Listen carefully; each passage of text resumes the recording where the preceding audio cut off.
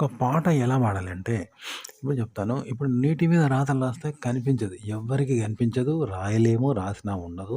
ఎవరికి కనిపించలేదు. ఎవరు చదవలేరు. మనం రాయలేము. ఆ అక్షరాలు పడవు.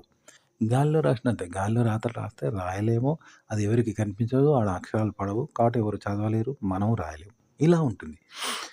కానీ పేపర్ మీద రాస్తే అక్షరాలు పడతాయి. బోర్డ్ మీద రాస్తే అక్షరాలు పడతాయి. రాస్తాము, రాయగలము, ఆడ పడతాయి. ఎవరైనా చదువుతారు, మనం రాస్తాం. ఆ అక్షరాలు ఏర్పడతాయి. కాబట్టి ఎవరైనా చదువుతారు. ఇట్లుంటదనమాట.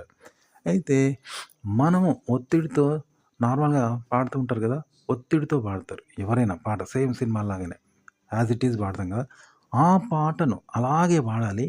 కానీ దాన్ని ఒత్తిడి లేకుండా పాడాలి. అంటే ఇప్పుడు గాలిలో రాస్తే ఎవరికీ కనిపించదు. రాయలేము, రాయము, రాసినా పడదు, ఎవరికీ కనిపించదు, ఎవరు చదవరు. మనం రాయలేము చూసారా? నీటిలో అంతే మనం రాసినా పడదు, రాయలేము, రాయము, ఎవరికీ కనిపించదు, ఆడ అక్షరాలు పడవు. అలా పాడాలి. మనం ఒత్తిడితో నార్మల్‌గా అందరూ పాడతారు. చాలామంది పాడతారు.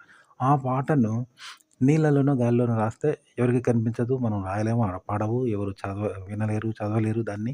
మనం ఆడ ఏర్పడే అక్షరాలు చూసినావా? అలా వాడాలనమాట. ఇది టెక్నిక్ అనమాట. అంటే నార్మల్‌గా అందరూ పాడతారు ఒత్తిడితోటి. దాన్ని ఇప్పుడు శూన్యంలో రాసినట్టు నీటి మీద రాస్తే రాయగలిగితే ఎట్లుంటది? అది ఎంత కష్టం? ఒక అక్షరాలు రాస్తే రాయలేము ఆడ పడవు. కానీ ఆడ ఏర్పరచాలనమాట. అట్లా అన్నట్టు. అలా వాడాలంట పాట.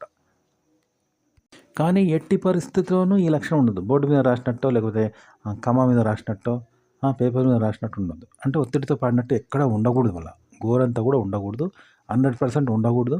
100% గాలిలోనో, నీటి మీదనో రాస్తే ఎలా ఉంటుందో, అలా దీన్ని ట్రాన్స్‌లేట్ చేసి అలా పాడాలనమాట.